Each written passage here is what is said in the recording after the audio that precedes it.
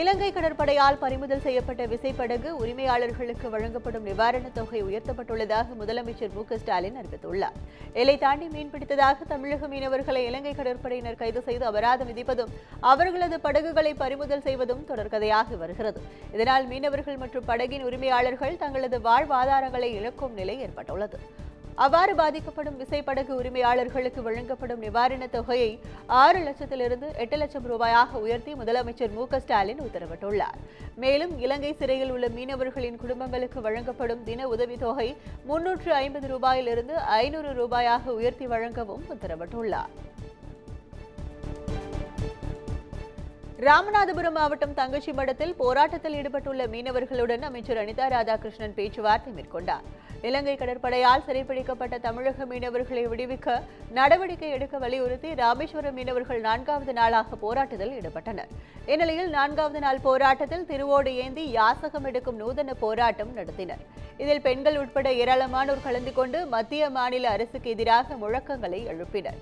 இந்நிலையில் போராட்டத்தில் ஈடுபட்டுள்ள மீனவர்களுடன் அமைச்சர் அனிதா ராதாகிருஷ்ணன் பேச்சுவார்த்தை நடத்தினார். மேலும் மீனவர்களின் கோரிக்கைகள் குறித்து முதல்வருடன் பேசி உரிய நடவடிக்கை எடுக்கப்படும் எனவும் உறுதியளித்தார்.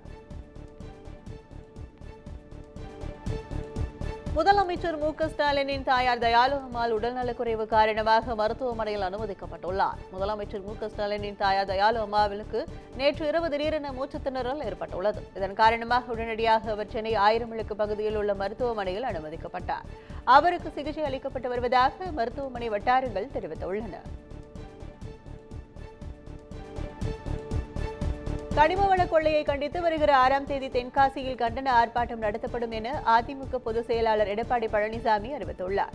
இது தொடர்பாக அவர் வெளியிட்டுள்ள அறிக்கையில், தென்காசி மாவட்டத்திலிருந்து பல்லாயிரம் டன் கணக்கிலான கனிம வளங்கள் வெட்டி எடுக்கப்பட்டு நாள்தோறும் பல 100 லாரிகள் மூலம் கேரளாவிற்கு கொண்டு செல்லப்படுவதாக தெரிவித்துள்ளார். தமிழ்நாட்டில் இருப்பதை போல பல மடங்கு கனிம வளங்களை வைத்திருக்கும் கேரள மாநிலம் அவற்றை அழிய விடாமல் பாதுகாப்பதோடு தமிழ்நாட்டில் உள்ள கனிம வளங்களை சுருண்டி எடுத்து செல்லும் செயலில் தொடர்ந்து ஈடுபட்டு வருவதாகவும் குற்றம் சாட்டியுள்ளார்.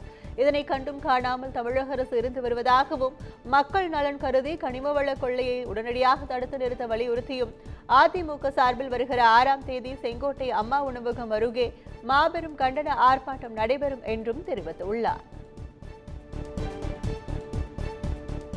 திமுக கூட்டணியில் கருத்து முரண்கள் இருந்தாலும் கூட கட்டுக்கோப்பாக ஒற்றுமையோடு இருக்கின்றோம் என்று விசிக தலைவர் திருமாவளவன் உறுதிபட தெரிவித்துள்ளார்.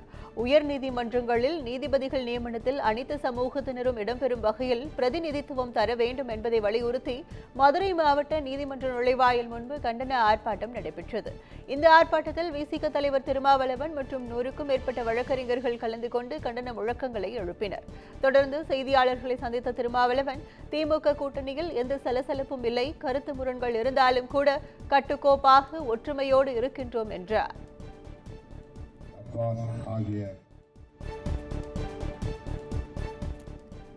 தமிழ்நாடு முழுவதும் பாலியல் குற்றங்களை தடுக்கும் வகையில் விழிப்புணர்வு கருத்தரங்கை நடத்த தமிழக வெற்றிக் கழகம் முடிவு செய்துள்ளது. தமிழகத்தில் பாலியல் வன்கொடுமைகள் தொடர்ந்து அதிகரித்து வரும் நிலையில் மகளிர் தினத்தை முன்னிட்டு வருகிற 8ஆம் தேதி மாணவர்கள் மத்தியில் விழிப்புணர்வு கருத்தரங்கம் நடத்த தாவேக சார்பில் அறிவுரை வழங்கப்பட்டுள்ளது. மேலும் தாவேக மகளிர் அணி சார்பில் இந்த கருத்தரங்கை நடத்த திட்டமிட்டுள்ளதாகவும் விரைவில் இது தொடர்பான அதிகாரப்பூர்வ அறிவிப்பு வெளியாகும் என்றும் தகவல் வெளியாகியுள்ளது. வார்த்தை நாகரீகம் குறித்து சொல்லும் தலைவர்கள் யார் என நாம் தமிழர் கட்சியின் தலைமை ஒருங்கிணைப்பாளர் சீமான் கேள்வி எழுப்பியுள்ளார்.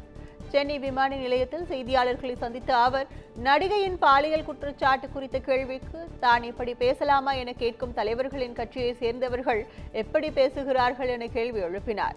14 வருடங்களாக தான் அமைதியாக இருந்தபோது தன்னை சார்ந்த பெண்களை அந்த நடிகை எப்படி அவதூறாக பேசி இருக்கிறார் என்றும் தெரிவித்தார். அப்போது கேள்வி எழுப்பாதவர்கள் இப்போது எப்படி பேசுகிறார்கள் என்றும் கேள்வி எழுப்பினார்.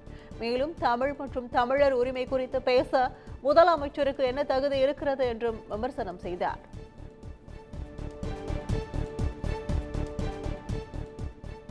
தென் மாவட்டங்களில் இருந்து தாம்பரம் வரும் அரசு பேருந்துகள் இன்று முதல் கிளாம்பாக்கம் வரையே இயக்கப்படும் என அரசு போக்குவரத்து கழகம் தெரிவித்துள்ளது.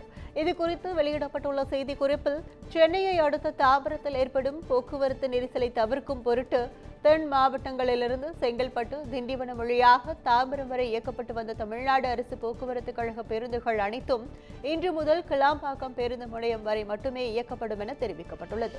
கிளாம்பாக்கம் பேருந்து முனையத்திலிருந்து சென்னையின் பல்வேறு பகுதிகளுக்கு செல்லும் பயணிகளின் நலன் கருதி மாநகர போக்குவரத்து கழகத்தில் தற்போது 80 வழித்தடங்களில் 589 பேருந்துகள், 3795 பயண நடைகள் இயக்கப்பட்டு வருவதாகவும், கூடுதலாக 104 பேருந்துகள், 816 பயண நடைகள் இயக்க நடவடிக்கை எடுக்கப்பட்டுள்ளதாகவும் கூறப்பட்டுள்ளது.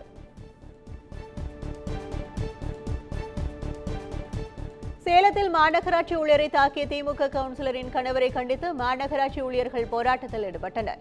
கொண்டலாம்பட்டி மண்டலத்துக்குட்பட்ட 48வது வார்டு திமுக கவுன்சிலரின் கணவர் ராமலிங்கம் என்பவர் மாநகராட்சி செயற்பொறியாளர் பாஸ்கர் மற்றும் மேற்பார்வையாளர் ரகுபதி ஆகியோரை தாக்கி பணம் பறிப்பதாக கூறப்படுகிறது. இதுகுறித்து செயற்பொறியாளர் புகார் அளித்தும் அதிகாரிகள் நடவடிக்கை எடுக்காததால் பணிகளை புறக்கணித்து மாநகராட்சி ஊழியர்கள் ஆர்ப்பாட்டத்தில் ஈடுபட்டனர். கலப்பட டீசல் காரணமாக கார் இன்ஜின் பழுதான விவகாரத்தில் செலவு தொகை 8 லட்சம் ரூபாயை கார் உரிமையாளருக்கு வழங்கும்படி பெட்ரோல் பங்கிற்கு சென்னை நுகர்வோர் நீதிமன்றம் அதிரடி உத்தரவு பிறப்பித்துள்ளது. சென்னை அண்ணா நகரை சேர்ந்த அஜய் பாஸ்கர் கடந்த 2022ஆம் ஆண்டு சேலம் தலைவாசல் பகுதியில் உள்ள ஒரு பெட்ரோல் பங்கில் காருக்கு டீசல் நிரப்பியுள்ளார். சிறிது தூரம் சென்ற நிலையில் திடீரென இன்ஜின் பழுதாகியதால் 25,000 ரூபாய் செலவு செய்து காரை சென்னைக்கு கொண்டு வந்து பழுது பார்த்துள்ளார். அப்போது கலப்பட டீசல் காரணமாக இன்ஜின் பழுதானதாகவும், பழுதை சரி செய்ய செலவிட்ட 8,19,000 ரூபாயை வழங்க பெட்ரோல் பங்கிற்கு உத்தரவிடக் கோரி சென்னை வடக்கு மாவட்ட நுகர்வோர் நீதிமன்றத்தில் வழக்கு தாக்கல் செய்தார். வழக்கை விசாரித்த நீதிமன்ற செலவு தொகை 8,19,000 ரூபாயை மனுதாரருக்கு வழங்க வேண்டும் என பெட்ரோல் பங்கிற்கு உத்தரவிட்டுள்ளது.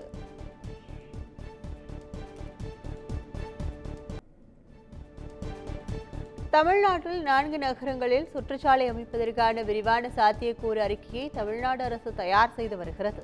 கோவை, நெல்லை, திருப்பூர், ஓசூர் உள்ளிட்ட நகரங்களில் சுற்றுச்சாலை அமைப்பது தொடர்பான விரிவான சாத்தியக்கூறு அறிக்கையை தமிழக அரசு தயார் செய்து வருகிறது. வாகன எண்ணிக்கை, ஏற்கனவே உள்ள சாலை, இணைப்பு சாலை, மேம்பால தேவை உள்ளிட்டவைகளை ஆராய்ந்து அறிக்கையை தயார் செய்யப்பட்டு வருகிறது. சென்னை பழைய வண்ணாரப்பேட்டையில் துணிக்கடை உரிமையாளர்கள் மீது தாக்குதல் நடத்திய திமுக பிரமுகர் மீது காவல் ஆணையர் அலுவலகத்தில் புகார் அளிக்கப்பட்டுள்ளது. பழைய வண்ணாரப்பேட்டை பகுதியைச் சேர்ந்த மனோஜ் சங்கர் என்பவர் அதே பகுதியில் துணிக்கடை ஒன்றை நடத்தி வருகிறார். இந்நிலையில் திமுக நிர்வாகி ராஜன் மற்றும் அவரது கூட்டாளிகளாக சரித்திர பதிவேடு குற்றவாளிகளை வைத்துக் கொண்டு தனது கடையை ஆக்கிரமிக்க முயற்சித்து வருவதாக சென்னை ஆணையர் அலுவலகத்தில் புகார் மனு அளித்துள்ளார். இந்நிலையில் துணிக்கடை உரிமையாளர்கள் மீது கும்பல் தாக்குதல் நடத்தும் சிசிடிவி காட்சிகள் வெளியாகி பரபரப்பை ஏற்படுத்தியுள்ளது. பூவிருந்தவல்லி சென்னை பெங்களூரு சாலையில் ஏற்பட்ட தீ விபத்தால் குப்பைகள் எரிந்து கரும்புகை வெளியேறியதால் வாகன ஓட்டிகள் கடும் அவதியடைந்தனர். பூவிருந்தவல்லி சென்னை பெங்களூரு சாலையோரம் நகராட்சி கொட்டி வைத்திருந்த குப்பைகளில் தீ விபத்து ஏற்பட்டதால் கரும்புகை வெளியேறியதால் வாகன ஓட்டிகள் கடும் அவதியடைந்தனர்.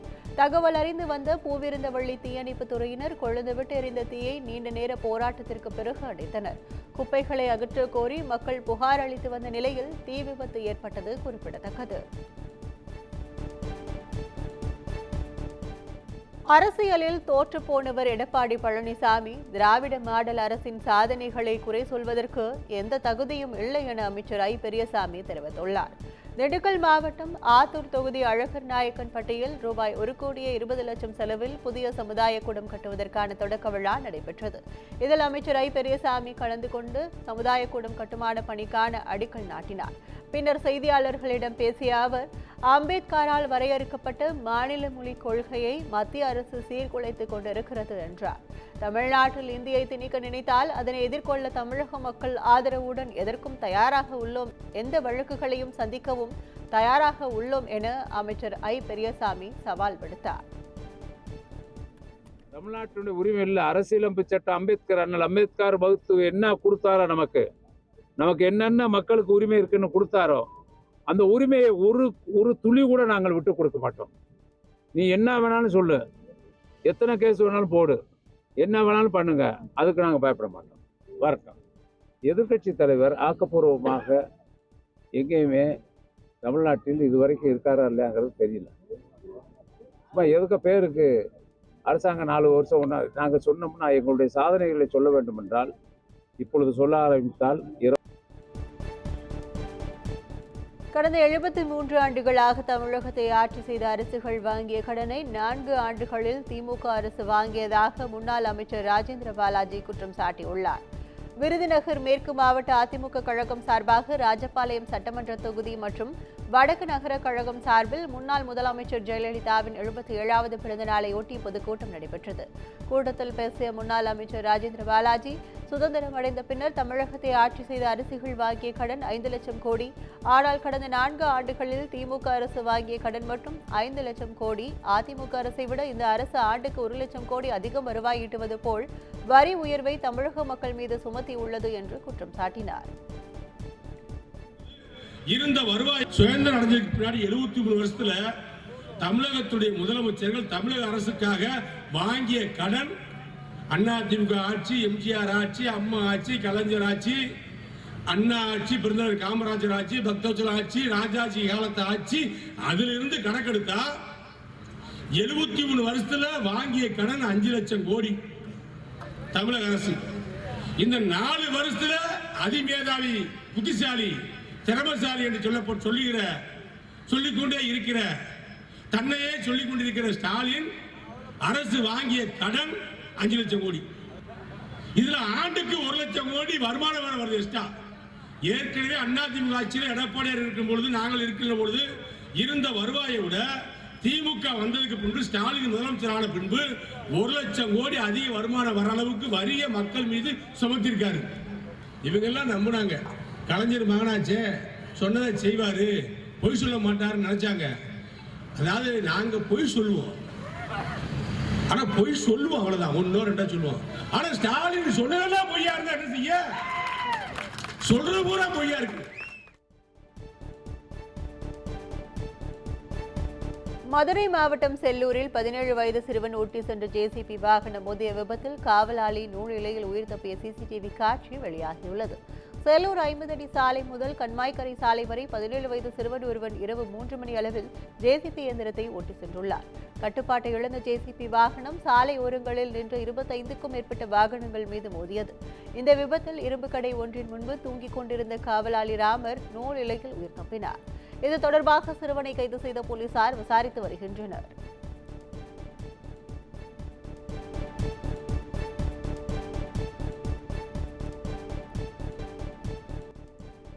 சர்வதேச வனவிலங்கு தினத்தை முன்னிட்டு குஜராத்தின் கிர் தேசிய பூங்காவில் பிரதமர் மோடி லயன் சஃபாரி மேற்கொண்டார்.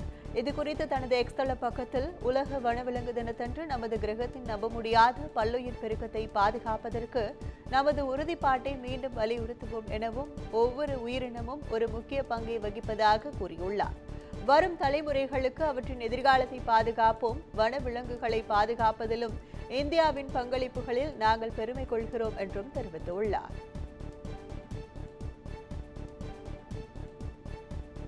மகாராஷ்டிர மாநிலத்தில் மத்திய இணை அமைச்சரின் மகளுக்கு பாலியல் தொல்லை கொடுத்த புகாரில் 3 சிறுவர்கள் உள்ளிட்ட 4 பேர் கைது செய்யப்பட்டுள்ளனர். மகாராஷ்டிர மாநில ஜல்காவான் மாவட்டத்தின் முக்தி நகர் பகுதியில் நடைபெற்ற திருவிழாவில் மத்திய இணை அமைச்சர் ரக்ஷா கட்சேவின் மகள் கலந்து கொண்டுள்ளார். அப்போது இளைஞர்கள் சிலர் கும்பலாக சென்று மத்திய அமைச்சரின் மகளிடம் பாலியல் சீண்டலில் ஈடுபட்டு தகாத முறையில் நடந்து கொண்டதாக கூறப்படுகிறது.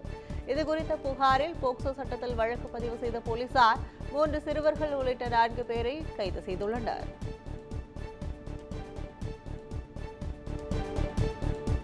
சட்டவிரோதமாக ஜோர்டன் எல்லையில் இருந்து இஸ்ரேலுக்குள் நுழைய முயன்ற கேரளாவை சேர்ந்த நபர் சுட்டுக் கொலை செய்யப்பட்டுள்ளார். இஸ்ரேல் எல்லையில் சுட்டுக் கொல்லப்பட்ட நபர் கேரள மாநிலம் தும்பா மாவட்டத்தை சேர்ந்த கேப்ரியல் வெரேரா என்பதும், இவர் ஹோர்டனுக்கு விசிட்டர் விசாவில் வந்து இஸ்ரேலுக்குள் நுழைய முயன்றபோது கடந்த பிப்ரவரி 10ஆம் தேதி அவர் ஜோர்டானிய பாதுகாப்பு படை வீரர்களால் சுட்டுக் கொல்லப்பட்டதையும் இந்திய தூதரகம் உறுதி செய்துள்ளது. இந்நிலையில் உயிரிழந்த கேப்ரியல் பெரோராவின் உடலை தாயகம் கொண்டுவர வேண்டும் என அவரது மனைவி கண்ணீர் மல்க கோரிக்கை விடுத்துள்ளார்.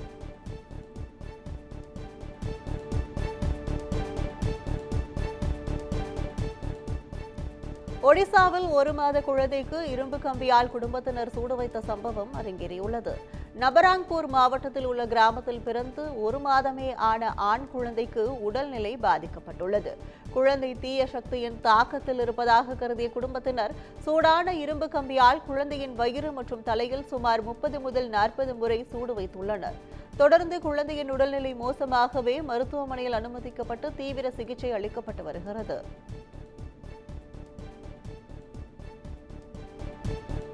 IRCTC எனப்படும் இந்திய ரயில்வே கேட்டரிங் மற்றும் சுற்றுலா கழகத்திற்கு நவரத்தின அந்தஸ்து வழங்கிய மத்திய அரசு ஒப்புதல் அளித்துள்ளது.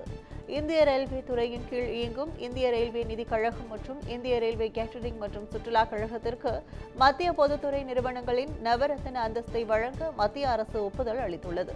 இதன் மூலம் மத்திய பொதுத்துறை நிறுவனங்களின் 25வது நவரத்தினமாக IRCTCயும் மற்றும் 26வது நவரத்தினமாக இந்திய ரயில்வே நிதி கழகமும் மாறியுள்ளது. உத்தரப்பிரதேச மாநிலம் நொய்டாவில் நாய் பராமரிப்பு இல்லத்தில் ஊழியரை பிட்புல் நாய் கடித்து குதறிய வீடியோ வெளியாகியுள்ளது. நொய்டாவில் உள்ள நாய் பராமரிப்பு இல்லத்தில் பணியாற்றி வரும் ஊழியர் ஒருவரின் காலை பிட்புல் நாய் கடித்து குதறியுள்ளது. இதில் படுகாயமடைந்த ஊழியரை சக ஊழியர்கள் மீட்டு மருத்துவமனையில் அனுமதித்துள்ளனர். இந்நிலையில் பிட்புல் நாய் கடித்து குதறிய நெஞ்சை பதற வைக்கும் வீடியோ வெளியாகி அதிர்ச்சியை ஏற்படுத்தியுள்ளது. ஹரியானாவில் காங்கிரஸ் பெண் நிர்வாகி சூட்கேஸில் சடலமாக மீட்கப்பட்ட விவகாரத்தில் குற்றவாளியை போலீசார் கைது செய்துள்ளனர். ஹரியானா மாநிலம் ரோஹ்டக் டெல்லி நெடுஞ்சாலையில் உள்ள சாம்ப்லா பேருந்து நிலையம் அருகே சூட்கேஸில் கழுத்து அறுக்கப்பட்ட நிலையில் காங்கிரஸ் பெண் நிர்வாகி ஹிமானி நர்வால் சடலமாக மீட்கப்பட்டார். தொடர்ந்து தனிப்படை அமைத்து போலீசார் குற்றவாளியை தேடி வந்த நிலையில் சஜ்ஜர் மாவட்டத்தை சேர்ந்த சச்சின் என்பவரை கைது செய்த போலீசார் தீவிர விசாரணை மேற்கொண்டு வருகின்றனர்.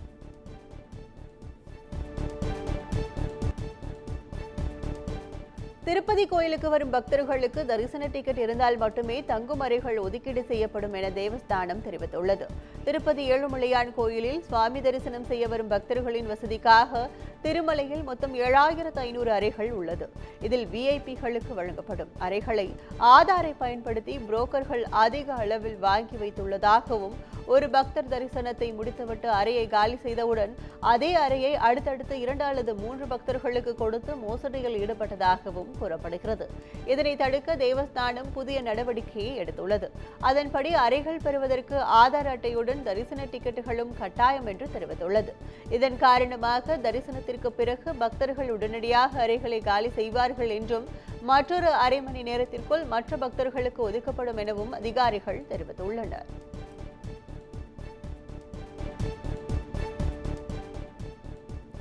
இந்திய அணியின் கேப்டன் ரோஹித் சர்மா குறித்த சர்ச்சை கருத்து விவகாரத்திற்கு காங்கிரஸ் நிர்வாகி விளக்கம் அளித்துள்ளார். ரோஹித் சர்மா அதிக உடல் பருமன் கொண்ட கிரிக்கெட் வீரர் என காங்கிரஸ் கட்சியின் செய்தி தொடர்பாளர் ஷாமா முகமது தனது எக்ஸ் தளத்தில் பதிவிட்ட கருத்து சர்ச்சையை ஏற்படுத்தியது. இதற்கு கிரிக்கெட் ரசிகர்கள், BCCI, பாஜக உள்ளிட்ட தரப்புகள் கடும் கண்டனங்களை தெரிவித்திருந்தனர். மேலும் காங்கிரஸ் கட்சி தலைமை பதிவை நீக்குமாறும், எதிர்காலத்தில் இதுபோல நிகழாதவாறு எச்சரிக்கையுடன் பேசுமாறும் அறிவுரை வழங்கியதாக கூறப்பட்டது. தற்போது அந்த கருத்து ஒரு விளையாட்டு வீரரின் உடற்தகுதி பற்றிய பொதுவான ட்வீட் மட்டுமே, பாடி ஷேமிங் இல்லை என ஷாமா முகமது விளக்கம் அளித்துள்ளார். ISL கால்பந்து தொடரில் சென்னையை வீழ்த்தி நார்த் ஈஸ்ட் யுனைடெட் அபார வெற்றி பெற்றது. 13 அணிகள் இடையிலான 11வது இந்தியன் சூப்பர் லீக் கால்பந்து தொடர் இந்தியாவின் பல்வேறு நகரங்களில் நடந்து வருகிறது. இந்த தொடரில் நேற்று சென்னையில் நடைபெற்ற லீக் ஆட்டத்தில் சென்னையின் FC நார்த் ஈஸ்ட் யுனைடெட் அணிகள் மோதின. இந்த போட்டியில் தொடக்க முதலே ஆதிக்கம் செலுத்திய நார்த் ஈஸ்ட் யுனைடெட் அணி 3-0 என்ற கோல் கணக்கில் சென்னையை வீழ்த்தி அபார வெற்றி பெற்றது.